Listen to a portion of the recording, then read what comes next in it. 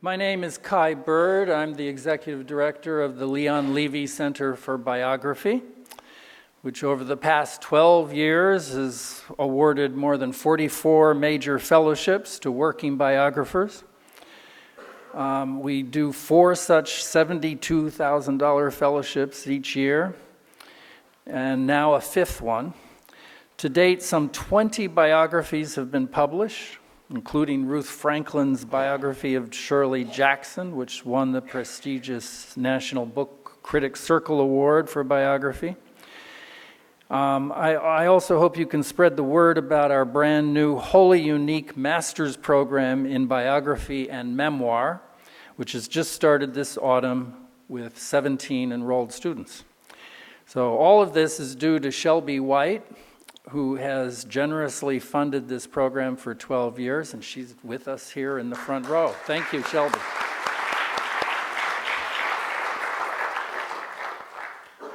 I'm delighted this evening to have not one, but 2 prolific Israeli biographers in conversation about the fascinating life of David Ben-Gurion.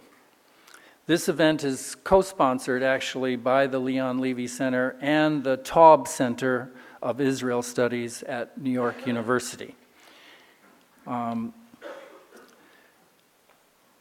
Dr. Tom Segev started out, like many biographers, as a journalist, but he later earned a PhD in history from Boston University. He was born in Jerusalem. His parents fled Nazi Germany for Palestine in 1935. His father was killed when Tom was only 3 years old in the First Arab-Israeli War of 1948.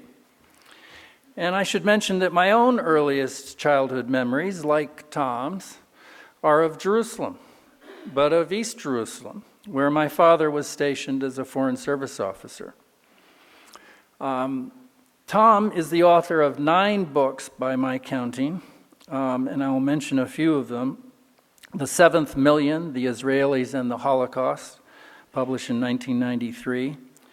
One Palestine Complete, Jews and Arabs Under the British Mandate, which was published in 2000 and was a New York Times Editor's Choice Best Book, and a recipient of the National Jewish Book Award.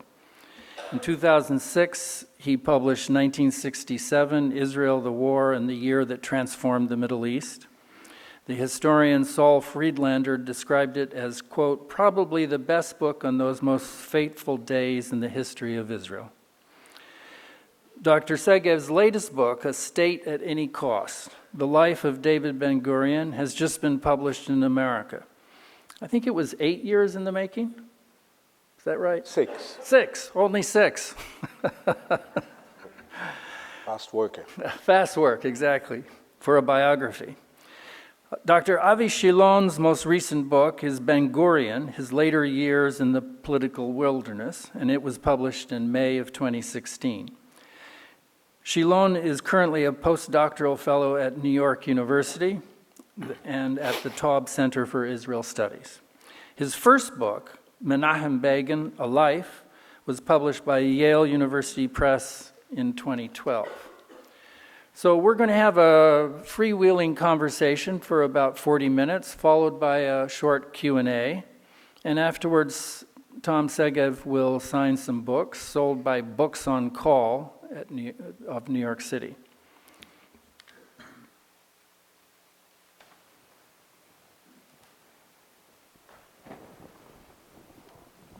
Okay.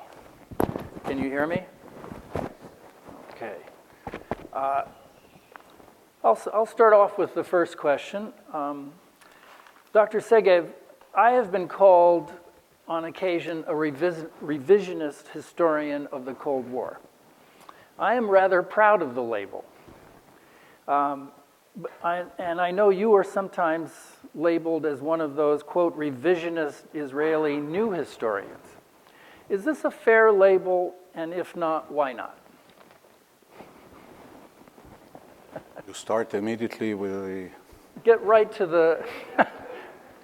It was a fair label about 25 years ago. In the meantime, we don't have new historians anymore. First of all, because they are all elderly gentlemen like myself, and secondly, because they basic approach, which was once considered extremely provocative and painful, is no longer provocative and painful because a great many Israeli historians, whether they belong to the left or to the right, repeat the same thing. New historians started to work in the 1980s when, for the first time, Israeli archives opened, official archives opened. Israel has a relatively liberal policy of opening archives, not liberal enough for my taste, but more liberal than many other countries. And at the beginning of the 1980s, all of a sudden, it was possible to go to an archive, take out a file, look at the document, and say, wow, this is not the way I learned it at school. Because before that, we didn't really have history. We had a lot of mythology and a lot of propaganda and a lot of indoctrination. And so the things which sounded so provocative sounded so, among other reasons, because they were all based on official Israeli documentation. It's not something the Palestinians say, it's not something the anti-Semites say, it just is there. And what is there is that not always have we done everything we could to meet the Arabs. Not all Arabs fled out of their free will and without any help from the Israeli army. Not, yes, we have discriminated new immigrants from Arab countries. It's all in writing. It's all in official papers. It's in the archives, yeah. And what this means is that our real history is not as beautiful as we would like it to be. And I think this is something which many countries experience. And one of my colleagues, Benny Morris, invented this term, new history, about my first book called The First Israelis, 1949. He wrote a review about it and coined this expression. And you have no idea how often I've been required to theorize about the new history of Israel. There are a number of PhD dissertations actually out on new historians in Israel. Anyway, today they are not new anymore, and there is very little to revise, but we lead a more or less normal discourse among historians of different views and different approaches, and so this is really, it belongs to history, the new historians. Okay, so Tom, let's start from scratch. You had written, I think, I must admit, one of the most fascinating portraits of Ben-Gurion. I had written a monograph about his later years. It's okay? No? Okay. Tom has written one of the most... I'm going to move this. Now it's fine? Yeah. Thank you. So, Tom had written one of the most fascinating books about Ben-Gurion. I wrote about Ben-Gurion's later years. Yossi Goldstein is going to publish his new biography about Ben-Gurion. Anita Shapira had written about Ben-Gurion. Right. To mention only few from the last years. So how can you explain the revival in the interest about Ben-Gurion? Because it's quite a new phenomenon. No. Thank you. The expert.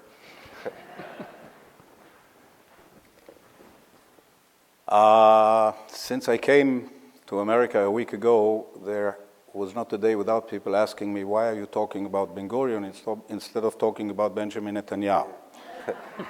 And in fact, when I prepared myself for our meeting tonight, I sometimes had the feeling that Netanyahu is stealing the show not only from me, but also from Ben-Gurion. Some time ago, the election campaign was already on. Ben-Gurion staged a little celebration to himself.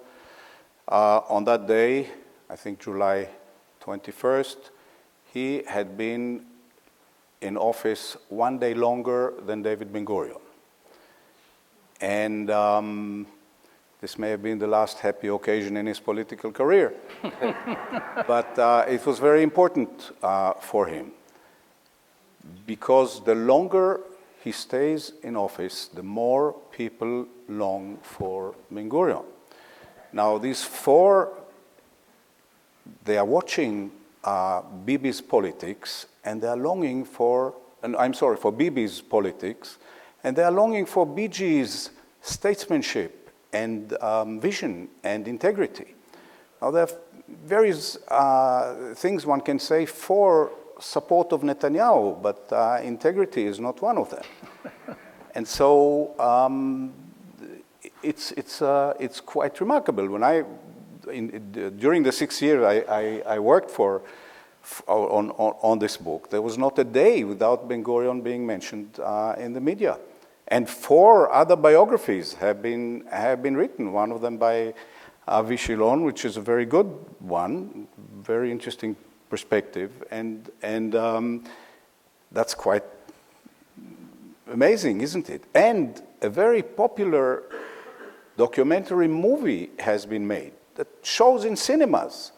So people order a babysitter, they go out and looking for parking, they buy a ticket to see an hour-and-a-half interview with a politician. That's quite amazing. Of course, there is a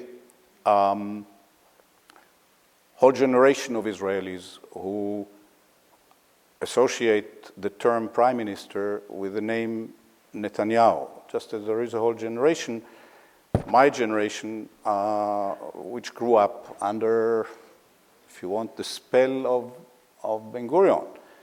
And therefore, it was to me one of the greatest experiences of my life when I was able to meet him once, when I was 23. You want me to tell the people about it?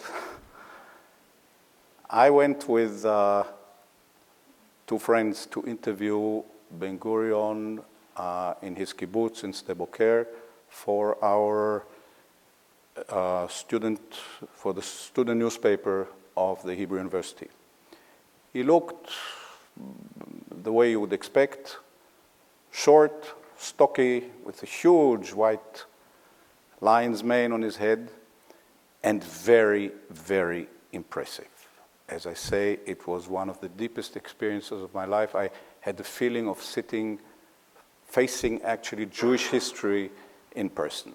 We were 23, he was almost 83, and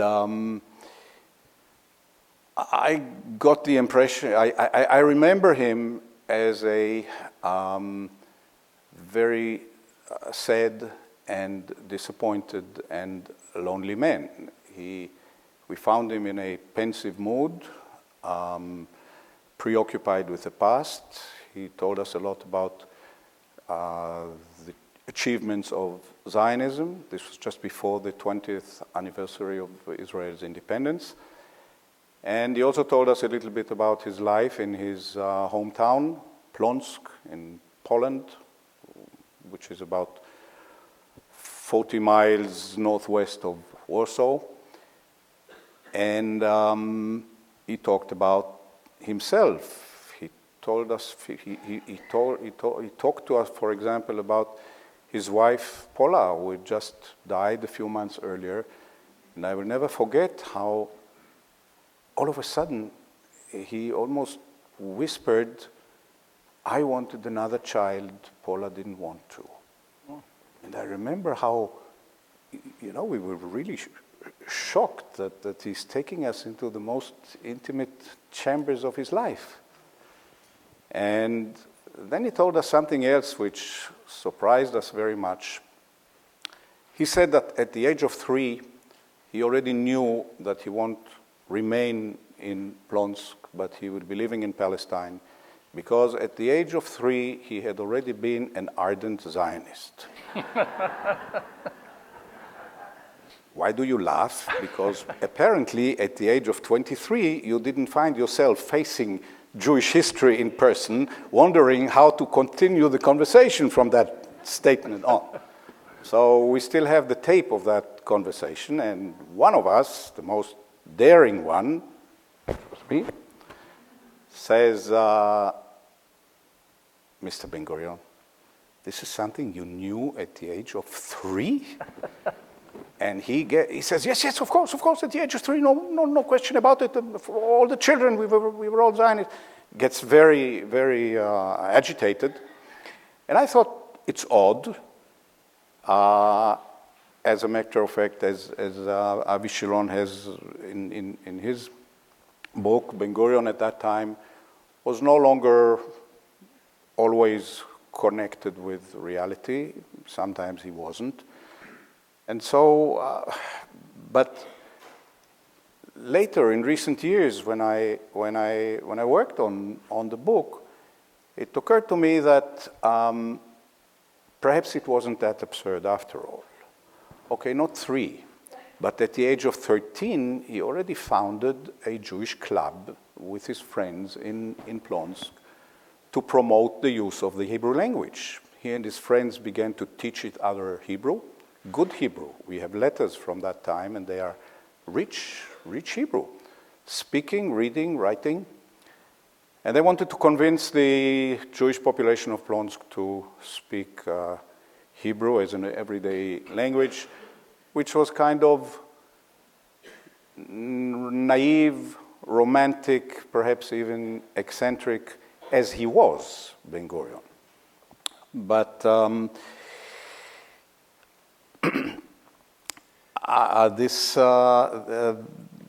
Can I jump in here? Yeah.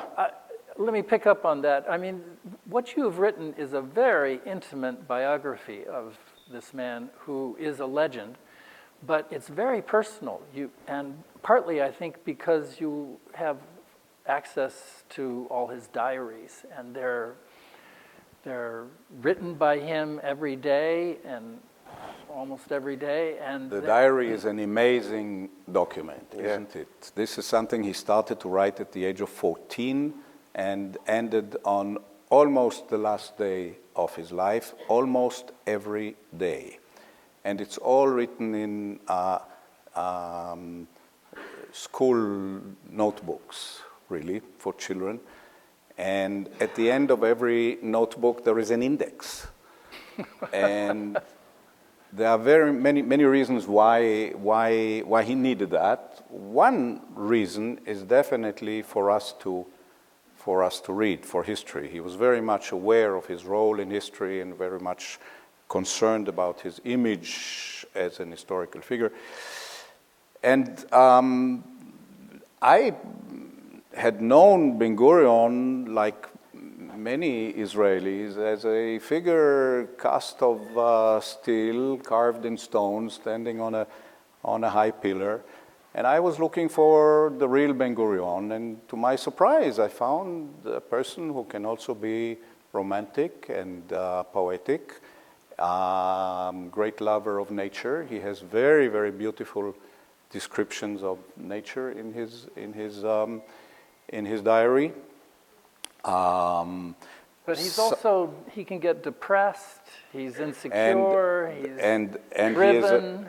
And he is a man full of contradictions, full of conflicts, an endless row of irrational outbursts, and he moves very rapidly from deep depression, almost suicidal depression, to uncontrollable moments of euphoria. And the interesting thing about it is that he knows about it, and he describes it, and he writes it in his diary. There is one sentence which is so he's very self-aware, and that's very interesting. There's one sentence where he says, if somebody ever looks at my diary, they might get the impression that it was written by 2 different people. So that's quite amazing. And so the diary, yes, it's quite. But the whole diary is not open. No, all of it is open, and apart from some security issues, mainly with respect to to the nuclear reactor. Anything connected with Israel's nuclear project, which, as you know, we don't have, is covered by the is blackout, and some personal things where he doesn't come where he comes across not really polite enough or uses dirty language or something. Now you can ask me, how do we know that? We know because there are ways to. In Israel, Israel is a very small country, and if you really want to get a secret document, you can usually do that. Well, we have, for example, a very commendable habit of senior officials. They take secret documents home and never bring them back to the office. And so That Israeli happens here too and sometimes. so Israeli historians are very often measured by their ability to locate the relevant widows. And I'm very good at widows. So sometimes you know what it is the Israeli censorship covers up, and sometimes you don't. But basically, but it has not always been open. It opened over the years. Now, most of it is really not only open, but even online. You can read it online, and so. But Tom, you it's more than going into the personal issue. You also depicted his sex life. So I cannot say that it is not interesting, but did you had some doubts to deal with it? Okay, this is probably something you, as a head of the Biography Center, that's a question you deal with every day. Every day. How personal can you get? Yeah. If a man like Ben-Gurion documents his extramarital affairs in form of letters, for example, to 4 different women, then it is not only legitimate, but it is also relevant to understanding his personality. Because again, there is a certain naivete in it, where he writes to one of the women in Vienna. He writes to her, "I'm coming next week to Vienna, but don't tell anyone." How can Ben-Gurion come to Vienna and nobody will know? All of these 4 women were connected with the Zionist organization, and there's only one. 3 of them were known before my book, and the 4th one had her papers closed, but her niece allowed me to look at them, and they are actually interesting because it's very much part of his life, and also because his wife Paula knew about all of them. And if a national statesman faces a grave historical decision, and on that day he gets a letter from his wife telling him, "I'm going to commit suicide because you have this," this is relevant to history. So I've not done it a lot. I think it has the relevant proportions. They are much smaller than you would think from everybody asking me about it. But I agree. It's only 4 or 5 pages, actually. Not for each one of them, all of them together. 4 or 5 pages that it's hard to forget. But let me continue with a bit provocative question. You've mentioned Netanyahu. And I assume that there are not a lot of supporters of Netanyahu here from the right reasons. But if you compare Netanyahu to Ben-Gurion, can you find some similarities? Because, Yes, for example, I can. Yeah, okay, go ahead. Both of them talked about the importance of life, to secure life, then the meaning or the way in which you can live. Both of them were against the activism of the Supreme Court. Both of them saw Israel as living under constant existential threat, you can find some similarities, I think. Yes. First of all, you cannot compare them because Netanyahu was still a child when Ben-Gurion was already prime minister. Ben-Gurion starts everything from scratch, and Netanyahu finds a ready-made state. So it's really about managing the state or running it or whatever you want. But for Ben-Gurion, it's really creating it from nothing, from zero, from point zero, and making very crucial decisions which lay the infrastructure, the foundations, which Netanyahu then finds. So it's a completely different thing. Some of the problems are the same. The major problem is the absence of peace. And in that sense, I think that both Netanyahu and Ben-Gurion have the very same attitude, namely they do not believe in peace. But Ben-Gurion was really the first one to formulate that. And this is one of the things that surprised me very much, that as early as 1919, that is to say 100 years ago, Ben-Gurion participated in a meeting, a public meeting in Petah Tikva or in Jaffa, where the question was discussed, what's the proper attitude to the Arab population? And the people make all kinds of suggestions and things, and Ben-Gurion interrupted them and said, well, everybody knows that there is a problem between Jews and Arabs, but not everybody knows that there is no solution to that problem. There is no solution. He repeats it. There is no solution. There is an abyss between us, and it cannot be filled because we want Palestine as a nation. The Arabs want Palestine as a nation. And I don't know of a single Arab who will ever agree that Palestine belongs to the Jews. And what he's actually saying is that the best you can do is to manage that problem. You cannot solve it, but you can manage it. And the interesting thing is that today everybody uses that formula. The Israeli-Palestinian conflict is a conflict that has no solution, but it can be managed. And so it's all about, the whole argument is about managing it, not solving, because there is no solution. And that's what most Israelis, and I think also most Palestinians today, believe. So Ben-Gurion is the inventor of that formula. And it's interesting because this is the basic premise which led his entire struggle for the establishment of Israel, and also his basic policy during the almost 15 years in office as first prime minister, and until the very end of his life. So, Tom, that leads me in that sense, let me just say, and in that sense, this is a basic thing which Netanyahu and Ben-Gurion have in common. They also have in common the idea that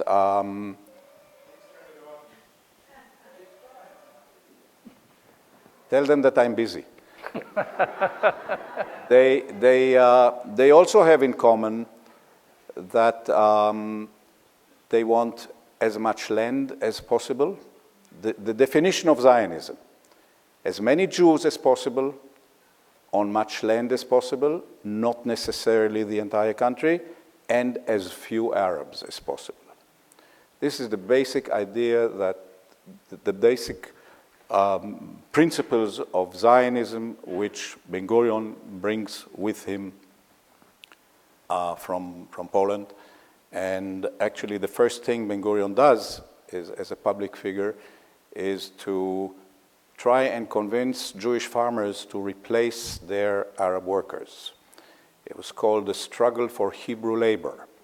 And it has something to do with his ideology, pioneering ideology, creating a new Jew who would work the land and things like that. But it's basically a national struggle. And I think that there is a direct line between the struggle for Hebrew labor and the Palestinian tragedy of 1948. But this we can discuss if you want later. But it's very interesting that Netanyahu has been very often faced with demands from members of his cabinet to annex the West Bank, to occupy Gaza, and he has not done so. And sometimes I think that he actually heads the left wing of his government.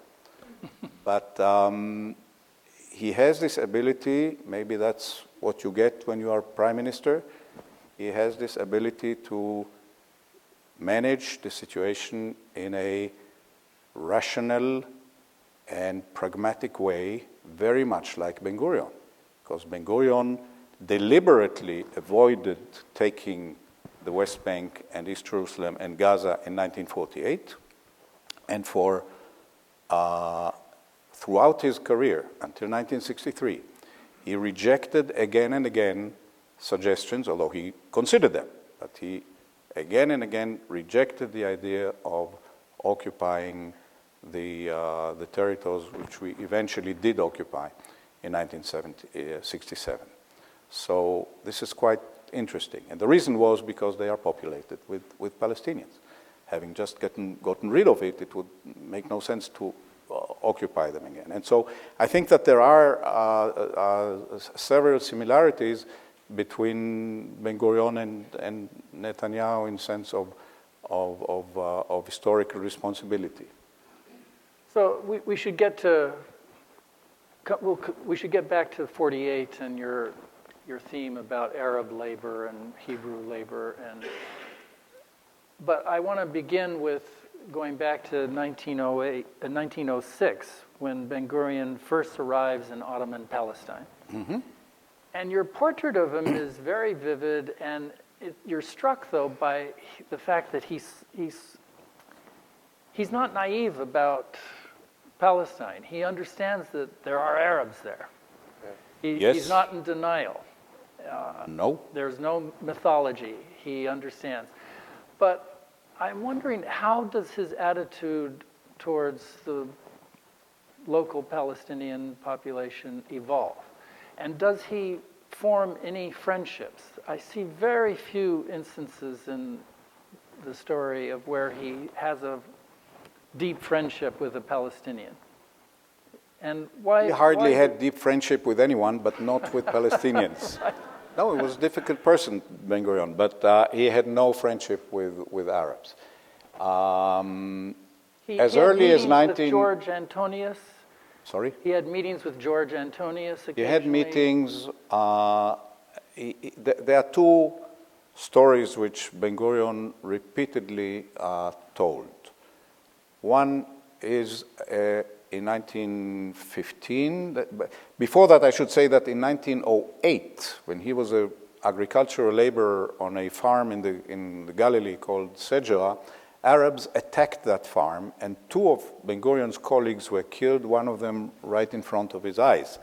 And the day after that, or 2 days later, he wrote a letter to his father in which he says, as soon as the Arabs realize that we are weak, they provoke us. So this is also something which, this is an idea that he takes with him throughout his life. But this is 1908. In 1919, I already told you that he says there is no thing. Now, in 1915, the Turkish authorities, who then ruled Palestine, deported him from Palestine because of his Zionist activity. And that's when he came to America. And before that, he had studied law at the University of Istanbul and befriended an Arab student. And just before he has to leave Palestine, he, by coincidence, meets this guy from Istanbul, this Arab guy, and he tells him, I'm forced to leave this country. And the guy says, as your friend, I'm very, very sorry for you. As an Arab, I'm very, very happy. 1,000 times Ben-Gurion told that story. At least. It was a formative event for him. And then in the 1930s, he had a series of conversations with Arab leaders. One of them was a well-known Arab-Palestinian lawyer by the name of Musa Alami, and Ben-Gurion tried to convince him that Zionism will be good for everybody in Palestine, Jews and Arabs alike, because the Zionists will develop the country and everybody's life will improve. And Alami's response was, as far as I'm concerned, the country can remain desolate for 100 more years if only we develop it and not you. 1,000 times Ben-Gurion said that, told that story, in almost every discussion about the always assuming that there is no solution. So now it's not easy to reach the consequence. So what does it mean if there is no way to compromise? And it brought Ben-Gurion in 1937 to agree to a British plan to partition Palestine in 2 independent states. This is called the famous Peel Plan. Ben-Gurion read the text of that plan early in the morning and was not really happy about partition. In the evening, he read the same text again and only then realized what the British are suggesting is that the Arabs will be moved out of areas designated for a Jewish state. And that is something that he read with great enthusiasm. In his diary, he wrote, "Forced transfer," obviously in Hebrew, transfer kafui, and underlined it. And from that point on, 1937 at the latest, Ben-Gurion is committed to the idea of removing the Arabs or most Arabs, whatever you want to have it, from the areas which will become a Jewish state. And he, not necessarily by force, by the way, but he considered various schemes and contemplated how this can be done, for example, in exchange for money. If you bribe Compensation. not to the Arabs, no. If you bribe the authorities of Iraq with millions and millions and millions of gold, as somebody suggested to him, somebody you need to know, the father of Philby. Friend of yours. Yes, St. John Philby. The father of the father of Kim Philby. Of Kim Philby. He is the one who made the suggestion to pay for. But basically, it's an old idea. It actually appears in the writings of Herzl to move the Arabs out of the areas designated to Jews. And this is 1937 that Ben-Gurion really commits himself to this idea. And in 1948, 10 years later, it happened. But Tom, do you think that Ben-Gurion's attitude toward the Arabs was out of his understanding of the conflict as a zero-sum game? Or it was moreover, he really didn't appreciate the East? The what? The East, the Middle Eastern culture, the East. Because if you think about it, he was much interested in Buddhism, in Greek philosophy, in political science, in Jewish history. He learned Spanish, Greek, but not even once I've read something that he was interested in the Arab culture. Not, by the way, with respect to the Jews from Middle Eastern state, and of course not with respect to the Arab themselves. So it might be that he just didn't appreciate, as a very modern person, the Arab culture, the Arab society, the Eastern society. He didn't understand it. He didn't, but I think it's important for you to remember that Zionism is basically a European ideology. Everything in Zionism comes from Europe. Nationalism, secularism, every ism you want, socialism, everything comes from Europe. It really belongs into European intellectual history, the Zionist ideology. And the Zionist dream was not only Herzl's, but also Ben-Gurion, was a modern European state in the Middle East. And this is one of the arguments which the Zionist movement always used in connection, in its contacts to Great Britain, for example. They promised we will have a European stronghold in the Middle East. And this is also what basically determined Ben-Gurion's attitude to the Holocaust. The Holocaust to Ben-Gurion was not first and foremost a crime against humanity, not first and foremost a crime against the Jewish people, but first and foremost a crime against Israel, because the Nazis had killed the population which Ben-Gurion expected to come to Israel and build a modern state. And when that happened, when he realized that, or when the Zionist movement realized that, unwillingly, but without another alternative, the Zionist movement discovered the Jews of the Arab countries. Before that, Zionism did not really care. Herzl did not even know that there are Jews in Arab countries. No, that there was one from Algeria in the first Congress. Okay. But the interest was at most anthropological. They never thought of them as, and this is one of the reasons why Ben-Gurion was basically disappointed. This is not the country he had in mind. This was not his dream. So Ben-Gurion's dream is absolutely European, and his attitude to the Arabs they are the enemy.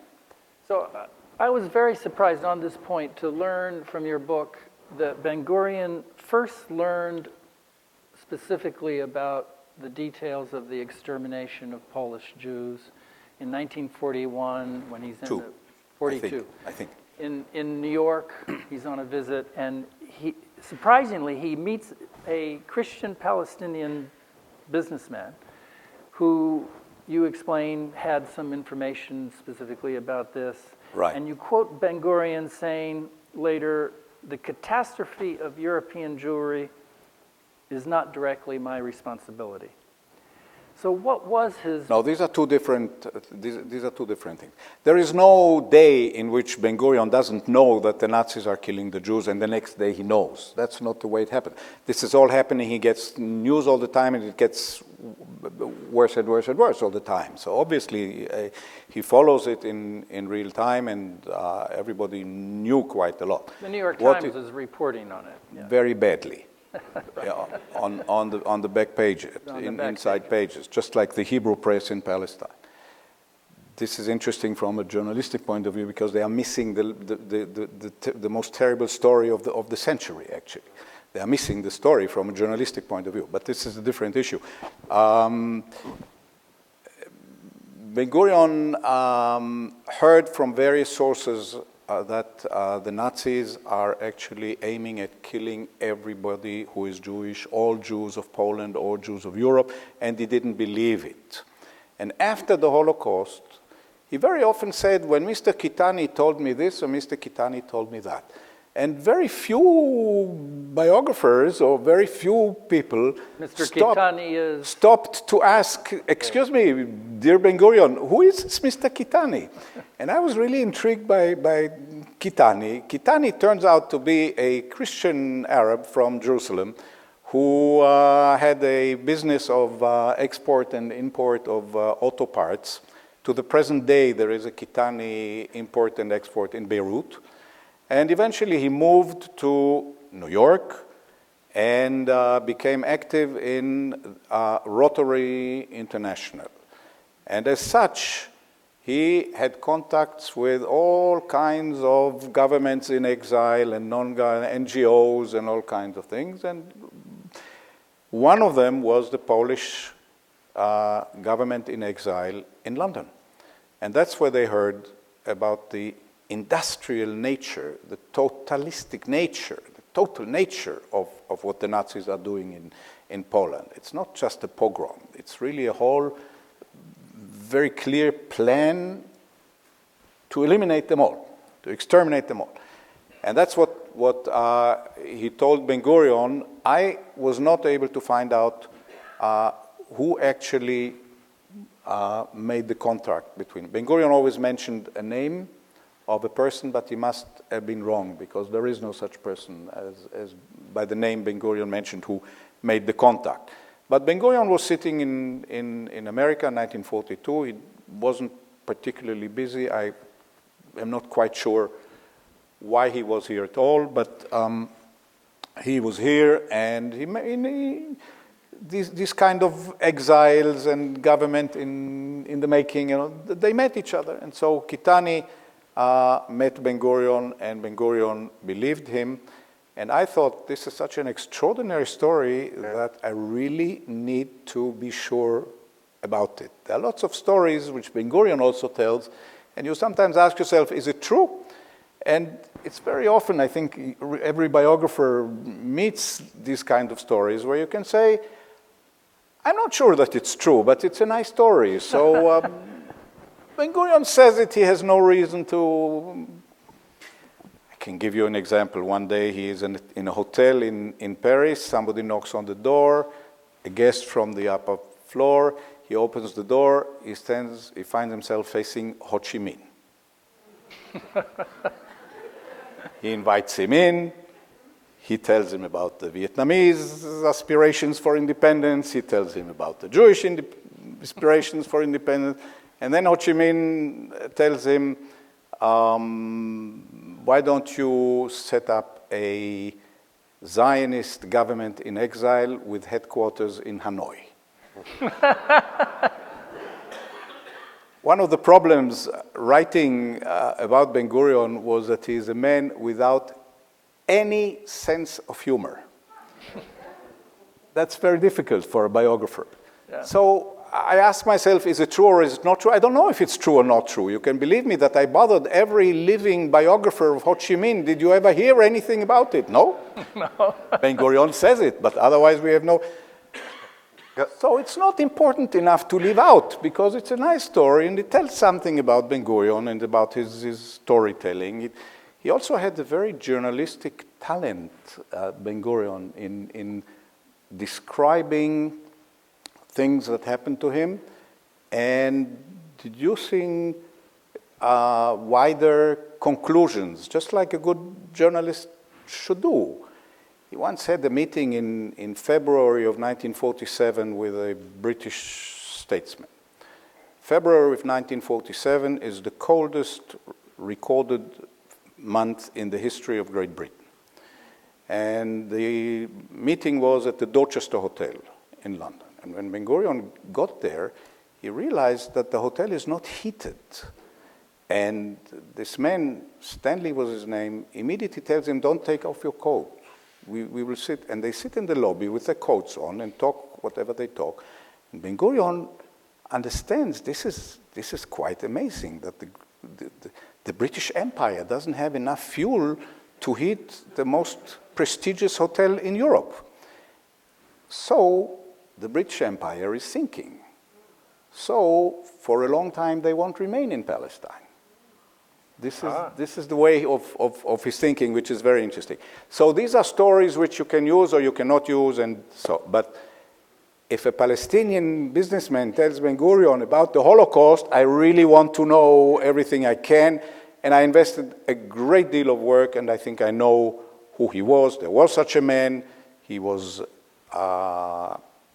later somewhat active in the New York Society, was with the New York Philharmonic, and the New York Times sometimes mentions among those presents were also Mr. Kitani. And so I think we have another biography now. No? If he's the Palestinian that informed Ben-Gurion about the Holocaust, I invested so much effort into it that I was actually able to locate this man's daughter, who 2 years ago was still alive, and she lives on Park Avenue, and she's supportive of I think the New York Chamber Orchestra or something, so very much in the spirit of her father. This shows the obsession of the biographer to get every little source. No, and I called her, and she almost fainted. Yeah? Yeah. because a call from Jerusalem. She said, I know nothing about my father, I know nothing about my father. Now, this man, I want to know every detail. He was connected both with the CIA and with the British Secret Service. And Ben-Gurion was asking himself, with which? The answer is with both. But I dare to mention that I really felt sorry for her. She's apparently an elderly lady, and I felt sorry. I said, okay, thank you very much. And that was the end of the conversation. But this is just to give you a little feeling for where you really need to invest a great deal of work and where you can either take the story or not take the story. It doesn't make that. But this one, I think I got as much as possible, not enough for a whole biography. So coming back to the present situation, we now have a stalemate apparently in the Israeli election government. And Bibi has not been able to form a government. And part of the problem is that he's allied with these Orthodox and ultra-Orthodox political factions. So that leads me to ask you, you write about Ben-Gurion in 1948 deciding to give to the rabbis, loosely speaking, control over education and cultural issues. Their own education. Marriage. And their own education. Their own education. Yes. No, this is very important. This has obviously planted the seeds of the political power that the Orthodox wield today. So Okay. I'm wondering why a secular man like Ben-Gurion was willing to do that.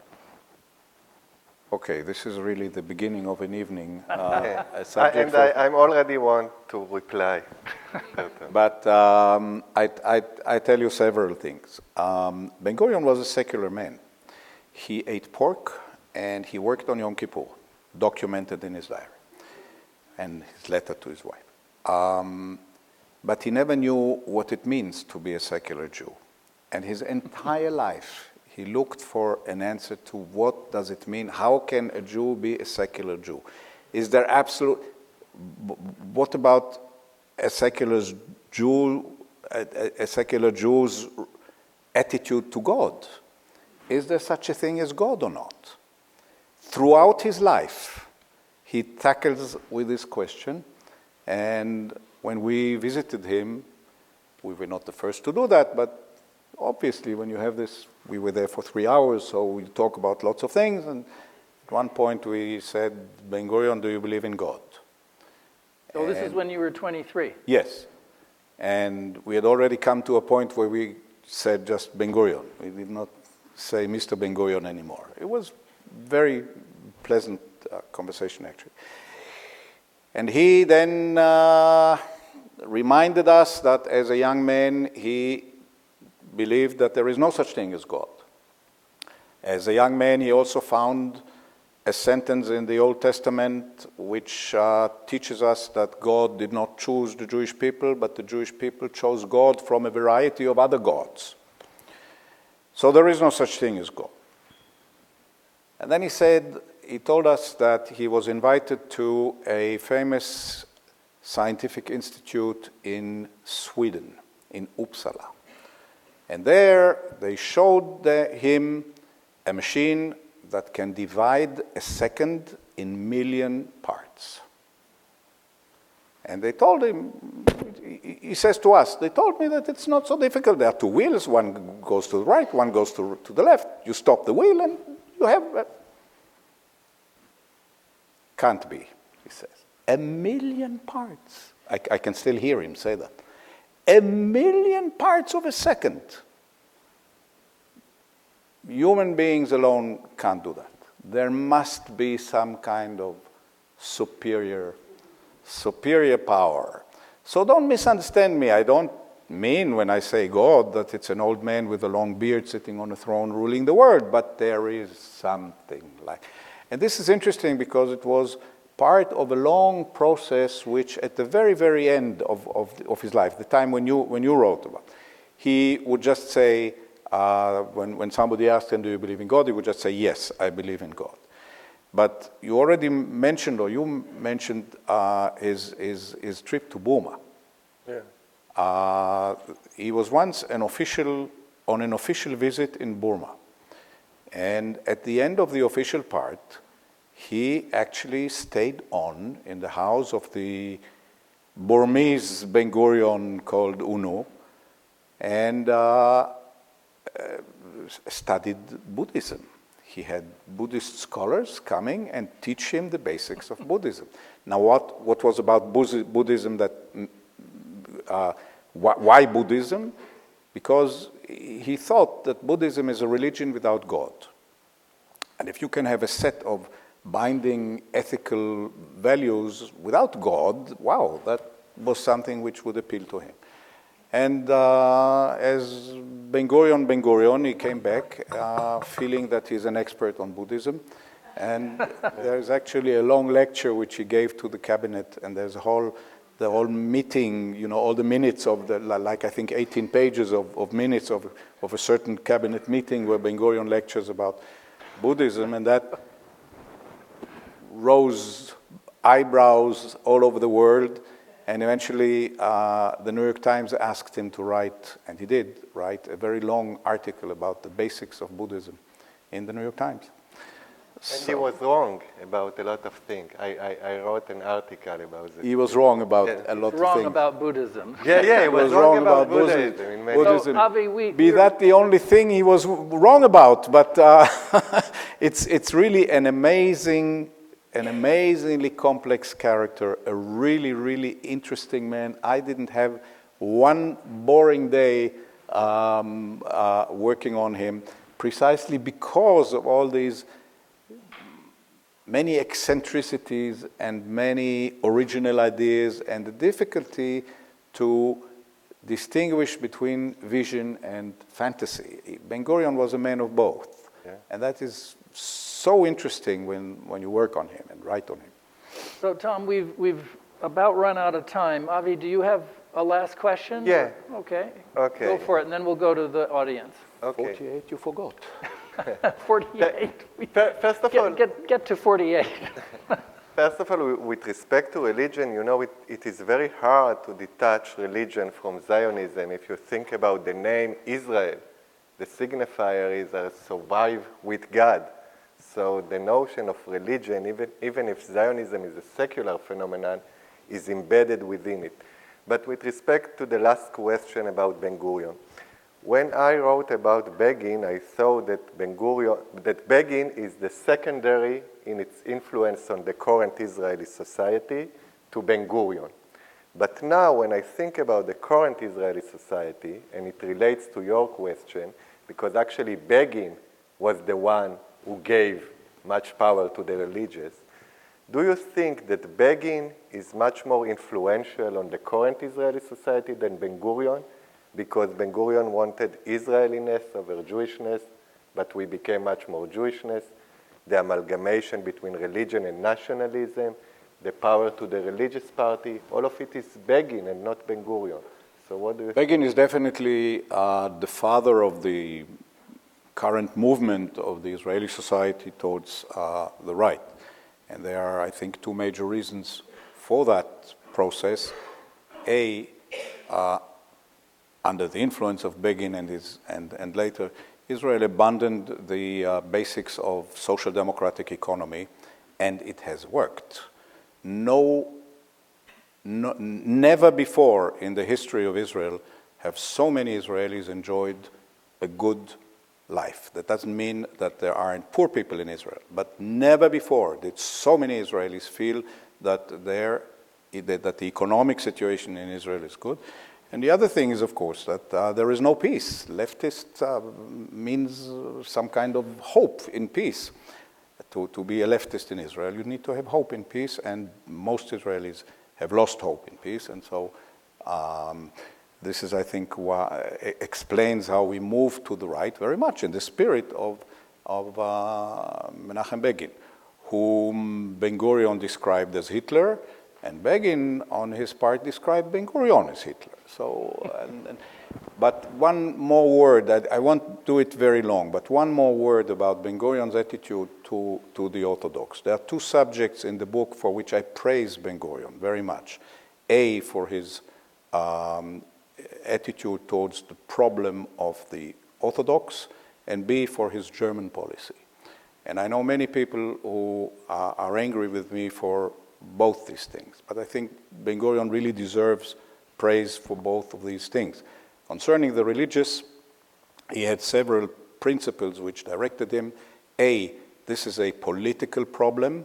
I do not discuss theology with you. I do not argue who is a Jew. I am a different Jew, he said to a religious cabinet minister, but I don't argue with you. This is a political problem which we have to solve. And B, which is also very important, is the relations between secular and religious are not symmetric. Some secular people in Israel say, I don't disturb you to go to a synagogue on Shabbat, don't disturb me to open my supermarket. And Ben-Gurion realized it doesn't work like that, not always. A religious man, an Orthodox man, cannot accept that his daughter will be drafted to the army.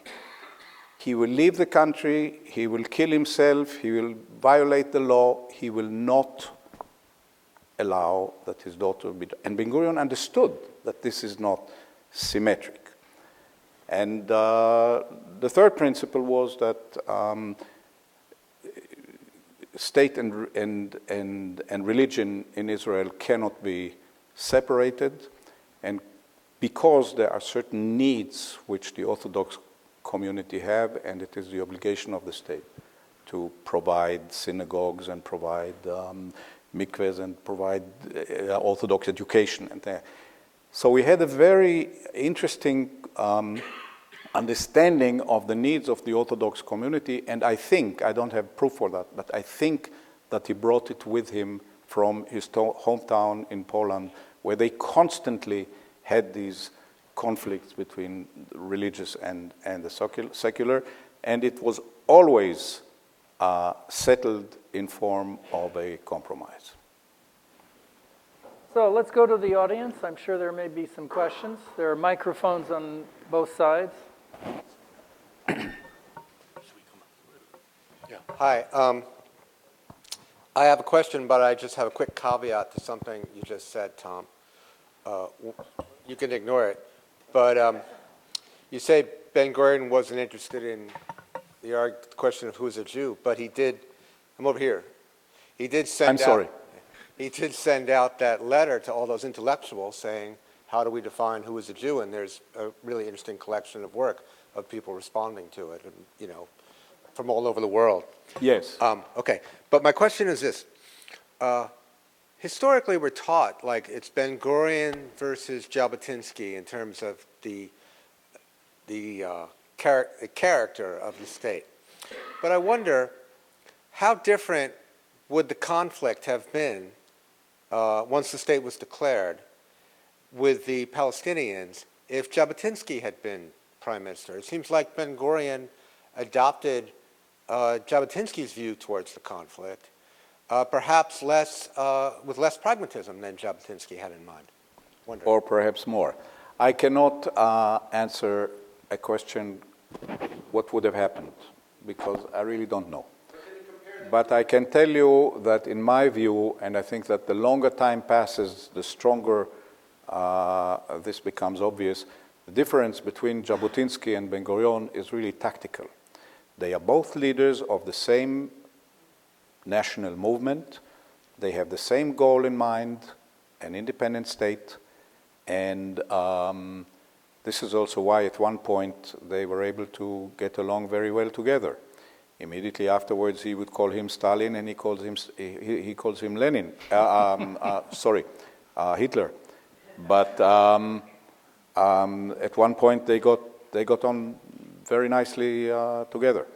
So I think that it is basically a tactical difference, and also you always have to remember that Jabotinsky was never in a position where he had to take far-reaching historical decisions. He's the opposition, so he talks. Ben-Gurion is the one who has the responsibility. Jabotinsky was a man without national responsibility. He was a writer, whatever, statesman if you want. But so I think that I reached the conclusion that the difference is really tactical and not ideological. So, Dr. Segev, as an Israeli, you lived with Ben-Gurion for a huge portion of your life.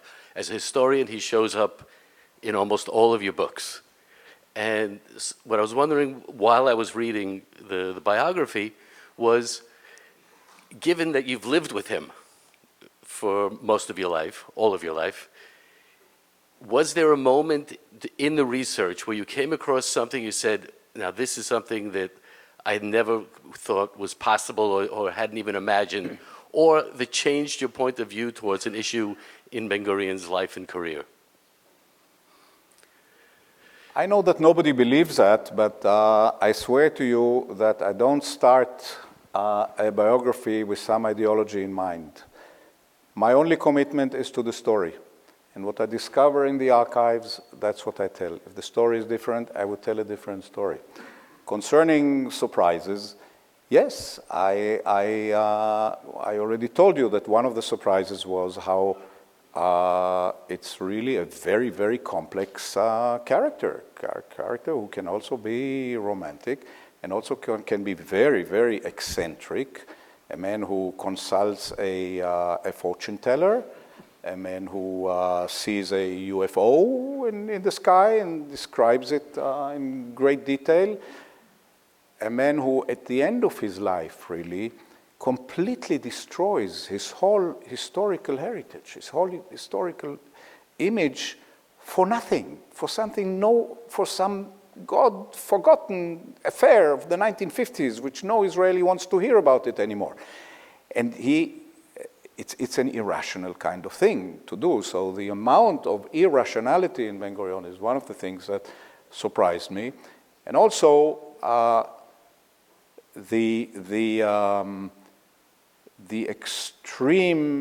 extreme he can be about his basic Zionist beliefs. This is really something which surprised me. I've already used that quote in a book which I wrote before, but in 1938 there is a situation where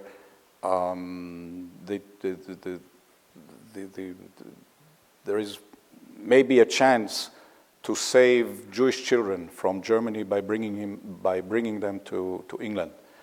And Ben-Gurion says, it's written in the minute, Ben-Gurion says, if I have to decide, do I want to save 10,000 children in England or 5,000 children in Palestine, then I prefer to save 5,000 children in Palestine, because we owe something not only to these children, but to the history of the Jewish people. So this is something which I cannot live with. This is a quote I have no, in reality, of course, the answer to what I'm saying in reality, of course, is he had no chance to save 5,000 and he had no chance to save 10,000. So it's really about the ideology and the kind of extremism which he felt that extremism is the duty of a real leader. He has he wrote an extraordinary. In 1923, he visited the Soviet Union, and on his way back, he summarized the leadership of Lenin, and it is one sentence with about 200 words in it, and it is quite amazing. I don't want to read it to you now because if you want, I can read what Ben-Gurion, the ideal leader. You want to hear the ideal leader? You want something else? Never mind. Whatever you want. Yeah. It's in the book. If you want to hear. Let's go to another question. Okay. I have 3 items that I'm interested in. Perhaps you can answer one of them at least. As I recall, after the Six-Day War, he supported the returning of all the occupied territories to the Arabs for real peace. That's one of the items. The second thing is, toward the end of his life, as I understand, he was marginalized, avoided, and disregarded. That's the What second- was? He was disregarded. He was. Yes. And the third thing is, Shel what was Halana. his role in the Altalena ship? Atalina. Okay. Altalena is really a very long story, and I just, with your permission, I suggest that you read it in the book if you want to, but let's not go into Altalena now. Yes, he was marginalized. He ended up with a fraction in parliament of one man. That was him. He remained all alone. And at the height of his career, his party had 47 members. So yes, and this is what I said, that this is really you need a psychological approach to understand how he could destroy himself that badly. The first thing you asked was about Ben-Gurion's attitude to the territories occupied in 1967. First to remember is that he was against going out to war. And very few people knew that, but he objected to a military action in June of 1967. And after the Six-Day War, he formulated his position in a way that is reminiscent of many other things he formulated, saying, if I have to choose between small Israel with peace or large Israel without peace, I would prefer small Israel with peace. This does not mean withdrawal of all territory. It doesn't mean anything, because he knew that the Arabs it's not a real choice. So it was something which helped him to say that he is prepared to give up a large amount of the territories, not East Jerusalem. And if you don't, and later also the Golan. The Golan and Hebron. And Hebron. And so Hebron. If you're going on, it's like Bibi again. So a little he says, well, I'm giving up everything, but not Jerusalem. And again, I can tell you a personal aspect to that. When we were there, this was really almost the first thing I did as a journalist. So I'm really giving you a confession now. He told us this sentence: if I have to choose between small Israel with peace or large, and we thought, wow, what a scoop, and what a headline. Or I did, what a headline. And I was so excited about the headline and so inexperienced as a journalist that it didn't occur to me to ask, does that include Jerusalem? And of course it doesn't. And if you don't give up Jerusalem, you don't have peace. And so, by the way, when the Israeli government decided to take Jerusalem, we now have all the minutes and everything, they should have known that by occupying the old city, you actually decide that for at least a very, very long period of time, there will be no peace. Because no Arab can give up Jerusalem, and no Jew can give up Jerusalem. And so we are stuck with that. But it's interesting how, and then one of the eccentric things, again, Ben-Gurion's eccentricity, is that he demanded that Israel tear down the wall of the old city. Not just saying it, but it is in writing, it is repeatedly in writing. He thought that the unification of Jerusalem, as they said, as they called the occupation of East Jerusalem, the unification of Jerusalem requires tear down the walls of the old city. So he was, as I said, difficult to understand, but to distinguish between vision and fantasy. I think on that note, we have to end.